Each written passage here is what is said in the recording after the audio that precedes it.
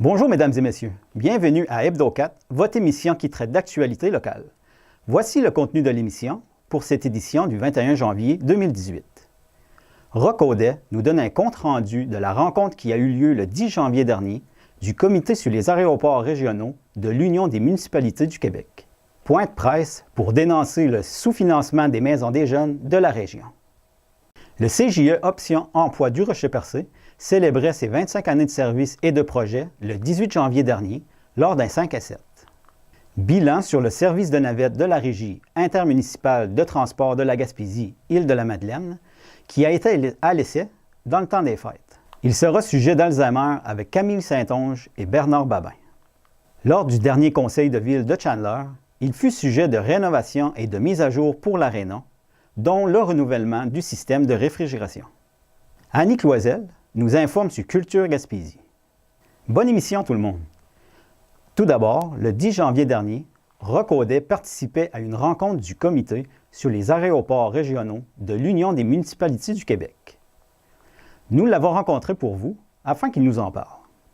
Dernièrement, le 10 janvier dernier, il y a eu une rencontre du Comité sur les aéroports régionaux de l'Union des municipalités du Québec. Pouvez-vous nous expliquer, c'est quoi en gros le but de ces réunions? L'UMQ, donc l'Union des municipalités du Québec, a décidé, il y a de ça, je vous dirais, presque un an et demi, 2 ans, de traiter de la problématique des aéroports régionaux. On connaît l'UMQ pour sa proactivité, puis donc sa volonté de faire avancer des dossiers. Puis l'UMQ, les membres de l'UMQ, les municipalités membres de l'UMQ, ce qu'ils trouvaient, c'est qu'il y avait une situation aberrante, une situation problématique au niveau des aéroports régionaux, concernant principalement le coût du prix du billet et aussi au niveau des infrastructures. La majorité des villes où il y a des aéroports, c'est les villes où les MRC qui sont propriétaires des aéroports. Donc, ils se doivent absolument de maintenir à niveau toutes les infrastructures qui tournent autour des aéroports, les équipements, soit le pavage, que ce soit les arrêts aux gares, le personnel, s'assurer d'avoir du personnel qualifié, et aussi l'entretien hivernal au niveau des pistes, l'entretien estival aussi. Donc, ils ont un coût important, puis il n'y a jamais eu d'investissement ou de support du gouvernement à ce niveau-là, au même titre que nous soutenir pour faire une rue pour l'aqueduc, l'égout, pour entretenir nos infrastructures dans nos municipales. Principalement, c'est ces 2 points-là. Les pressions, en tout cas le travail qui a été fait par le comité, c'était de faire état de cette situation-là auprès du gouvernement et faire des propositions, des recommandations pour tenter de s'en sortir. Initialement, c'était apporté comme ça. Vous avez amené plusieurs points importants. Pouvez-vous nous en résumer? Oui, c'est ça. Ça tourne un peu ce que je viens de dire. C'est-à-dire que ce qui ressort principalement, c'est que les prix des billets, contrairement à d'autres régions, on fait souvent la comparaison là, que ça coûte aussi cher d'aller faire Gaspé-Montréal que d'aller à Cuba par Montréal. Donc, c'est à peu près le même coût du billet.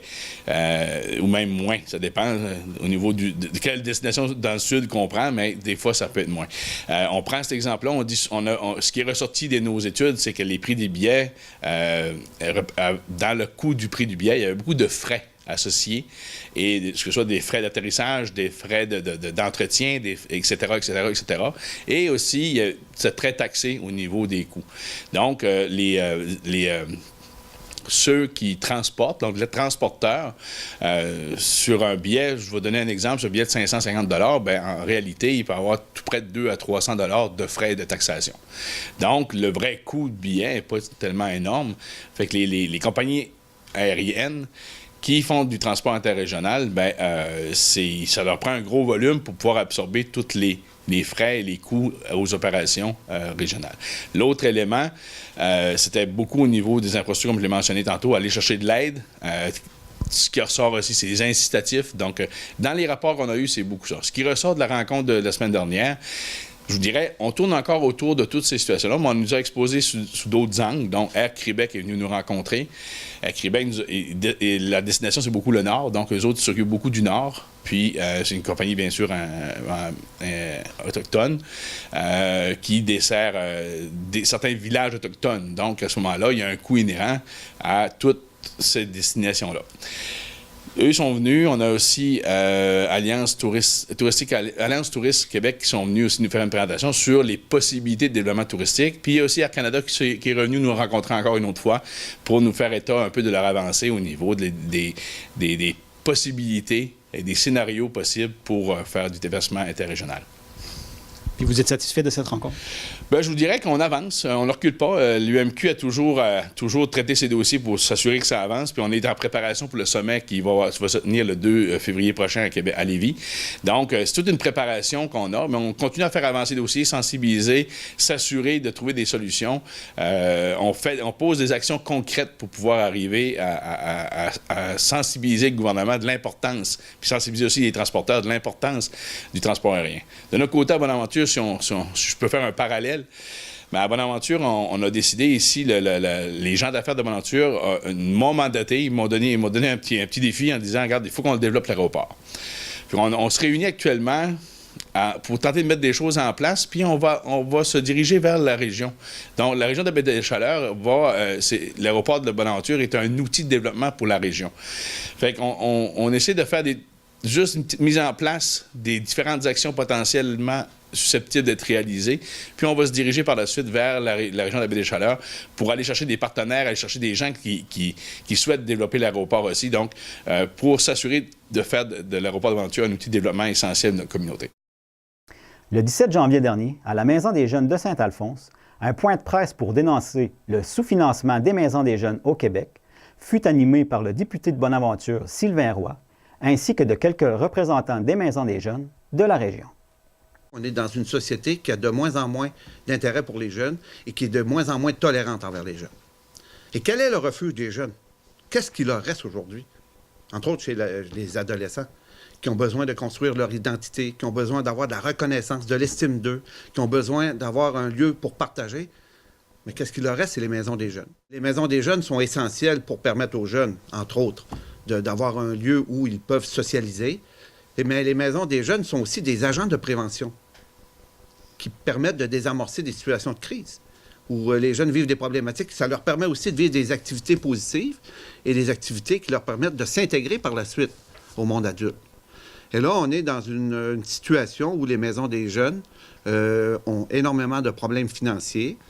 Et on est là aujourd'hui pour décrier ça parce que leur fonction et leur rôle vont s'amplifier dans les prochains mois, les prochaines années.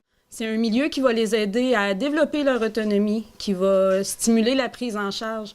C'est un lieu où les jeunes vont apprendre à travailler en équipe, vont développer une tonne de compétences personnelles, individuelles, mais aussi des compétences sociales. C'est pas rien, on travaille avec eux à développer une citoyenneté puis à vraiment les rendre actifs dans la communauté dans laquelle ils sont. On a beau faire beaucoup d'autofinancement, on a beau recevoir le soutien souvent de nos municipalités, de communautés religieuses, de Centraide, reste que le budget de fonctionnement global d'une maison des jeunes est très, très loin des besoins qui sont exprimés. En 2016-2017, l'écart entre les besoins que les maisons des jeunes exprimaient dans notre région et la réponse qui était donnée par le ministère, c'était à tout près de 4 millions qu'il y avait en écart. À cela, le gouvernement libéral, l'an dernier, a annoncé un investissement supplémentaire de 10 millions pour l'ensemble des 3 000 groupes en santé et services sociaux. Un investissement qui jugeait d'important. Sauf que les besoins qui sont exprimés par l'ensemble des organismes communautaires sont tellement grands depuis longtemps que c'est à peu près des miettes qu'on a reçues. Chacune des maisons de jeunes en Gaspésie a reçu autour de 2 300 $ et une maison des jeunes aux îles a reçu autour de 1 100 $. Ce qui fait qu'on est très, très loin du compte de ce qui est exprimé comme besoin depuis très longtemps. Les maisons de jeunes sont là depuis entre 25 et 35 ans. Donc, il serait vraiment temps que le gouvernement comprenne notre rôle. Oui, il le reconnaît depuis longtemps, mais il serait vraiment temps qu'il y ait une action concrète qui soit posée pour supporter cette mission-là. C'est très difficile pour nos maisons des jeunes d'avoir une rétention de notre personnel. On veut avoir du monde qualifié, mais on ne peut pas leur offrir plus que des salaires qui sont en dessous de ce qui pourrait leur revenir sur le marché et un nombre d'heures qui est limité à 12, entre 10 et 15 heures semaine pour travailler les vendredis, les samedis soirs. Des fois, on réussit à trouver quelqu'un là, qui a la passion puis qui reste, mais généralement, c'est toujours à recommencer. Les conséquences, c'est des fermetures complètes pendant des périodes. La plupart des maisons des jeunes vont fermer pendant tout l'été ou fermer pendant plusieurs mois durant l'année. C'est fermé les dimanches, les lundis, les mardis. Les horaires sont différents d'un jour à l'autre, mais il n'y a pas de maison des jeunes qui est ouverte à des heures vraiment convenables pour répondre aux besoins des jeunes. C'est briser le lien, c'est le lien de confiance qui est à refaire entre le jeune et l'animateur. Moi, si j'embauche tout le temps, s'il y a un animateur, 2 animateurs par année qui s'en va, le jeune, il s'était confié à cette personne-là. Il avait comme développé une relation d'aide, puis là, la personne s'en va. C'est une nouvelle personne qui arrive. Nous, en tant que gestionnaire, c'est reformer cette personne-là, réévaluer cette personne-là, s'assurer qu'elle répond aux besoins. Le jeune recommence et c'est une roue qui tourne. Moi, depuis 9 ans, Maison des jeunes, c'est vraiment problématique. Avec le manque de financement, on est limité. Fait qu'on abandonne des projets, on abandonne des comités de travail sur des sujets qui touchent la jeunesse. Mais on est la 3e région la moins financée de tout le Québec. Fait que dans tout le sous-financement de la province, la Gaspésie fait partie des 3 pires. Donc, à un moment donné, ça serait temps qu'on pense à nous. C'est pour ça qu'on fait cette sortie publique-là, à un moment donné, pour que ça cesse.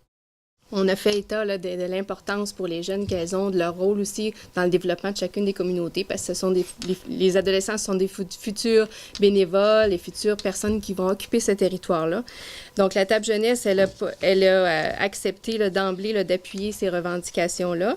Et puis, on considère que les maisons des jeunes sont aussi des acteurs importants autour de la table au niveau de la concertation, puis qui sont d'excellents coffres à outils pour outiller les jeunes également là, pour leur futur, l'empowerment, l'estime de soi également. Je crois que la mission des maisons des jeunes est essentielle pour leur permettre d'avoir un lieu, un espace qui leur appartient parce que la société semble de moins en moins enclin à leur en donner. Le CJE Option Emploi du Rocher-Percé célébrait ses 25 années de service et de projet jeudi le 18 janvier dernier.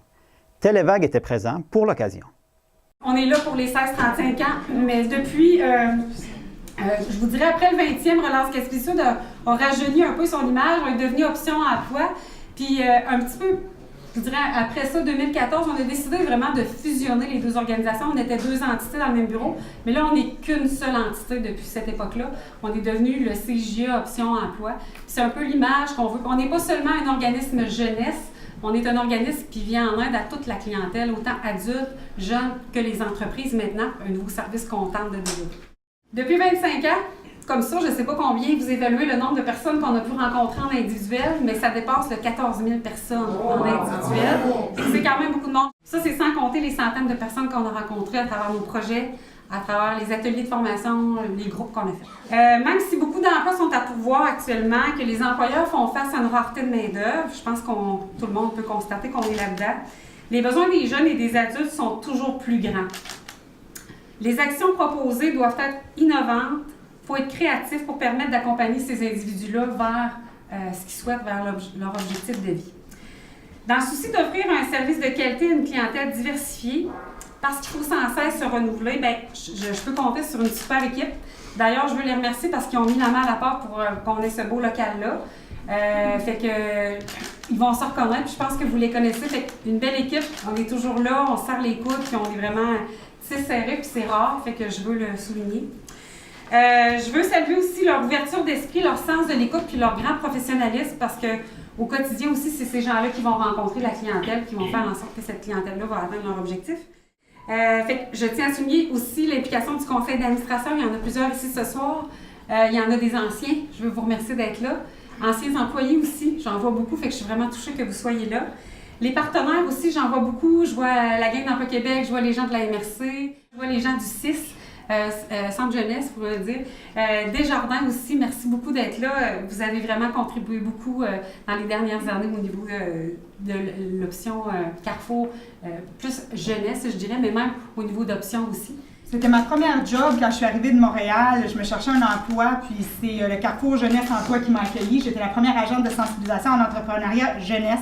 J'ai adoré ça. J'ai appris à connaître une équipe dynamique. Il faut dire que j'ai dû faire une pas pire job parce que je suis devenue entrepreneur moi-même par la suite. Alors, mais j'ai eu la chance vraiment d'intervenir auprès des jeunes, de rencontrer du monde.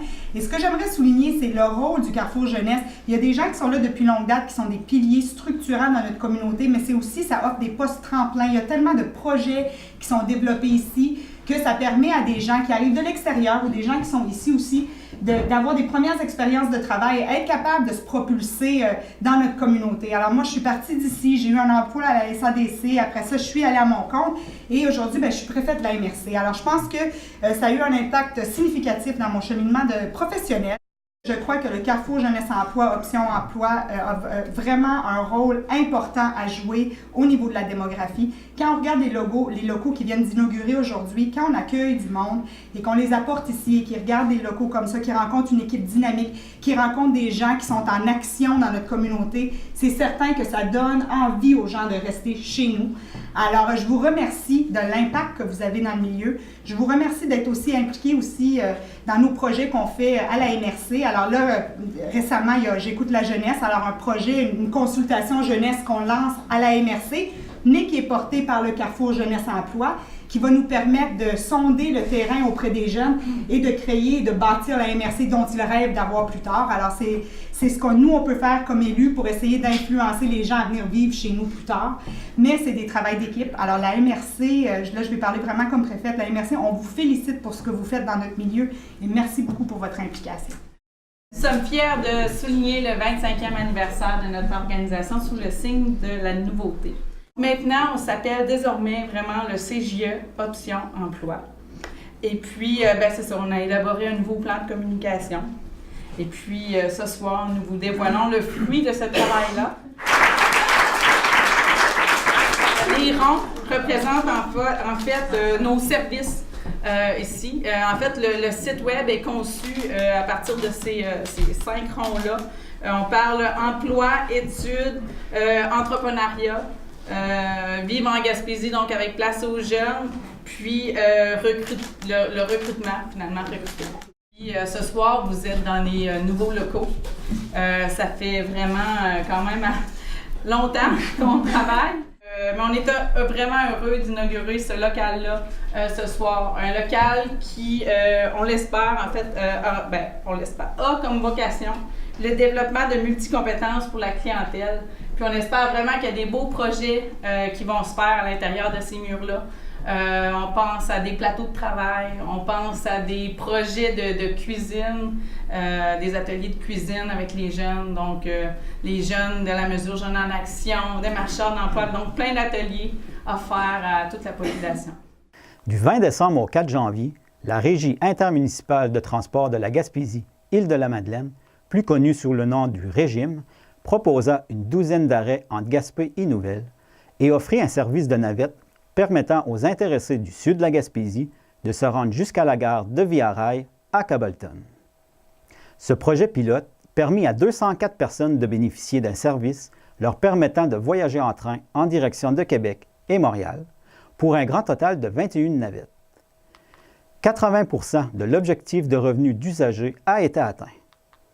Au cours des prochaines semaines, une étude sera effectuée afin d'analyser la faisabilité d'offrir ce service à certaines périodes stratégiques dans l'année. Camille Saint-Onge est ambassadrice du mois de janvier pour la Société Alzheimer. Nous l'avons rencontrée pour vous à ce sujet. Bonjour Camille. Allô? Vous êtes la nouvelle ambassadrice, l'ambassadrice pour le mois de sensibilisation qui est le mois de janvier. Pouvez-vous nous expliquer en gros c'est quoi ça implique? Dans le fond, moi, le terme ce mois-ci, c'est oui, je vis avec l'Alzheimer, laissez-moi vous aider à la comprendre.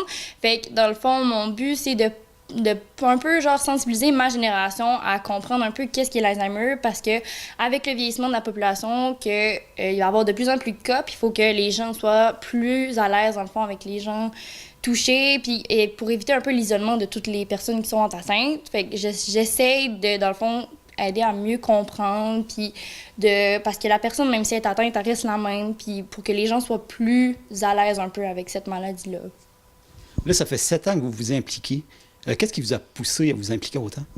Bien, c'est simple. Ma famille est touchée par cette maladie-là depuis plusieurs générations. Fait que j'ai commencé, premièrement, en étant marcheuse élite, il y a 7 ans de ça. Puis j'ai continué à le faire à chaque année parce que ça me motivait. Dans le fond, j'avais l'impression que je pouvais aider un peu tous les proches qui étaient touchés par cette cause-là dans ma famille.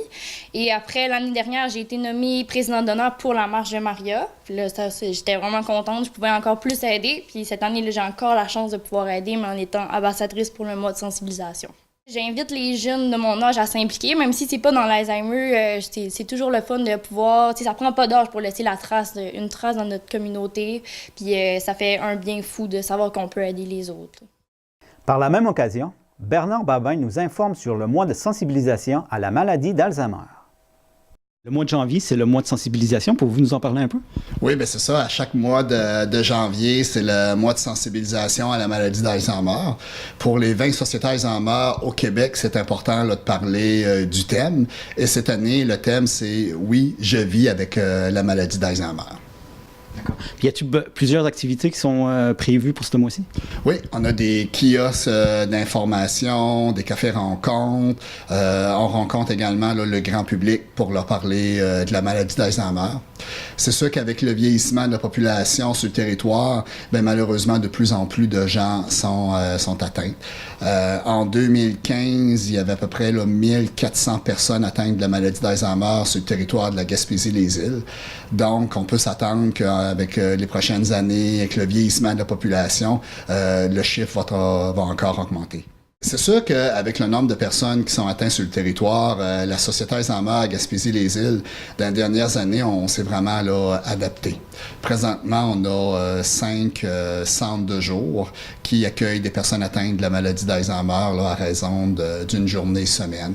On a également un programme qui s'appelle Musique et mémoire. Ça, c'est un programme qui, avec les iPods, puis c'est de la musique significative pour les personnes atteintes de la maladie d'Alzheimer. Donc, c'est sûr qu'au cours des dernières années, là, on a développé davantage de services pour la clientèle là, depuis quelques années. Lors du dernier conseil de ville de Chandler, il fut sujet de rénovation et de mise à jour pour l'aréna, dont le renouvellement du système de réfrigération. Écoutons ce dont Louisette Langlois et Roch Giroux avaient à dire à la population à ce sujet. Affaire nouvelle, remplacement du système de réfrigération hors pas de contrat. Vous savez qu'on a eu une belle subvention du gouvernement du Québec à la hauteur de 1,7 million. Donc, on est très heureux pour des travaux qui totalisent 2,4 millions. Et puis, on va en remercier le gouvernement du Québec. On en est très, très heureux. C'est une grosse subvention, c'est 65 %. Alors, peut-on demander mieux? On fait des réfections à l'aréna, le système de glace, réfection de la glace, on la met aux normes, on répare les bandes, on fait beaucoup de réparations, hein, M. Géraud, qui sont intéressants. Pouvez-vous ajouter davantage sur les réparations qu'on va faire? Tout le système de réfrigération va être changé, complètement modifié. Donc, on va utiliser maintenant un système qui s'appelle le Train. C'est un gaz synthétique, donc ça va fonctionner avec un gaz synthétique dorénavant. On va intervenir au niveau de la dalle de béton. Il y a une question qui reste encore à clarifier. Est-ce qu'on va construire une nouvelle dalle, démanteler celle existante, parce que la test a durée de buter, ou on va simplement construire par-dessus? Donc, ces vérifications-là sont en train de se faire actuellement par les professionnels au dossier. Donc, ça reste encore à clarifier. On va tout changer l'éclairage au complet au niveau du centre sportif Clément-Tremblay pour du LED. Donc, ça va être de l'éclairage LED. On va installer un système de déshumidification complètement indépendant là, qui va nous permettre d'éviter des situations au mois d'août, par exemple, comme on a déjà connu. Avec des activités, des événements là, comme la Ligue nord-américaine de hockey, on voyait toute la condensation au niveau des baies vitrées. Ça va corriger cette problématique-là. On va construire un genre de salon privé. Qui va nous permettre, là, les gens vont pouvoir recevoir des personnes, puis qui va nous permettre aussi d'organiser certains événements. Donc, les gens vont être à chaleur. Hein. Vous savez que la chaleur, c'est très important là, pour plusieurs personnes. Donc, ça va être un salon privé, mais accessible là, au grand public. Là. Donc, ça ne sera pas pour une classe là, particulière de personnes. Ça va être accessible au grand public. C'est la façon pour laquelle on voulait avoir ce salon-là. Puis, l'eau chaude, l'eau froide, on avait encore des problèmes de d'eau chaude et d'eau froide. Ça va se corriger. On intervient aussi au niveau du restaurant. Donc, on va réaménager l'environnement là, pour nous donner plus d'espace. On va aussi intervenir au niveau de la chute à neige, qu'on appelle la chute à neige. Là, on a des petits problèmes à ce niveau-là, donc ça va se corriger. Bref, des urinoirs, lavabos, des travaux. Là, toutes les bandes de patinoire, ça va être de l'aluminium maintenant. Les baies vitrées, ça va être du 6 pieds, du 8 pieds, tout autour de la patinoire. Donc, des travaux de mise aux normes là, pour à peu près 2,7 millions. La semaine dernière, la directrice de Culture Gaspésie, Annick Loisel, nous informait sur le prix Calque. Cette semaine, elle nous explique ce qu'est Culture Gaspésie. Culture Gaspésie, bien, tout d'abord, je peux dire qu'auparavant, on s'appelait le Conseil de la culture de la Gaspésie. Ça fait depuis juin 2017 qu'on a décidé avec nos 25 ans. On arrive à nos 25 ans et aussi tous les conseils de la culture du Québec voulaient simplifier leur nom. Donc, on a décidé de s'appeler Culture Gaspésie. Culture de Gaspésie offre particulièrement, je dirais, 3 services. De l'accompagnement, donc de l'accompagnement aux organismes et aux artistes du territoire, de la formation avec notre partenaire principal qui est Emploi Québec et aussi de la diffusion, donc de la diffusion des événements culturels, des activités culturelles, donc des activités de nos membres, mais aussi de ce qui se passe dans le milieu pour que les gens de la région qui ont un intérêt pour la culture puissent se tenir au courant et participer à la vie culturelle de la Gaspésie. Quel est le but, quelle est la mission de l'organisme Gaspésie, oui. Culture Gaspésie? Nous, notre mission qui est vraiment inscrite dans nos règlements généraux, c'est on s'engage à promouvoir et à défendre les intérêts du milieu culturel tout en travaillant à favoriser une meilleure visibilité des artistes et des produits culturels gaspésiens et à en assurer le développement. Donc, quand je parle de formation, donc on veut former les artistes et les organismes à se professionnaliser, à mieux gagner leur vie, donc à rester en région. Ça, c'est on parle de développement. On parle aussi de diffusion des activités, mais aussi des œuvres des artistes. Et on parle aussi de quoi qu'il arrive. Un exemple, il y a des coupures au niveau des musées. Ben, on va faire une sortie où on va rencontrer les gens des musées pour défendre leurs intérêts, pour faire en sorte que le milieu culturel soit bien représenté, autant ici qu'à l'extérieur de la région. Pouvez-vous nous parler un peu des services offerts? Oui. Donc, je pourrais dire qu'au niveau, premièrement, de l'accompagnement, notre agente de développement s'appelle Audrey Robichaud. Les services qu'on peut donner, comme un exemple, un artiste en art visuel voudrait faire une exposition, on peut l'accompagner pour monter son projet d'exposition. Ou une personne voudrait justement déposer pour un prix du calque, il veut monter le projet. Quand tu montes un projet, tu dois faire un budget, tu sais, il y a plein de choses à faire, donc on peut l'accompagner dans ça. Une personne veut aussi réorienter ce qu'il fait au niveau de sa carrière. Donc, durant plusieurs années, il était professeur, mais il a toujours fait de la musique, il aime ça, il écrit de la musique, il en joue. Et puis, nous, on peut l'accompagner justement à monter tout son dossier d'artiste. On a aussi le côté formation. Donc, comme je disais, avec différentes sortes de formations qu'on présente, les gens peuvent se professionnaliser ou aller plus loin dans leur art. Justement, jusqu'au 31 janvier, c'est la date limite pour déposer des demandes de formation. Il y a des formations de groupe qui est 4 personnes et plus et il y a des perfectionnements qui est 3 personnes et moins. Et après ça, à partir du 1er février au 15 avril, c'est la deuxième période de formation pour des formations qui vont se tenir cet automne. Donc, c'est certain que c'est quand même complexe. Toute l'information se trouve sur notre site web ou pour ce qui est de la formation, vous pouvez contacter Sylvie Desrochers directement à Culture Gaspésie. Et voilà, mesdames et messieurs, ce qui complète l'édition de votre émission Hebdo 4 du 21 janvier. Merci beaucoup d'avoir été avec nous et à la prochaine.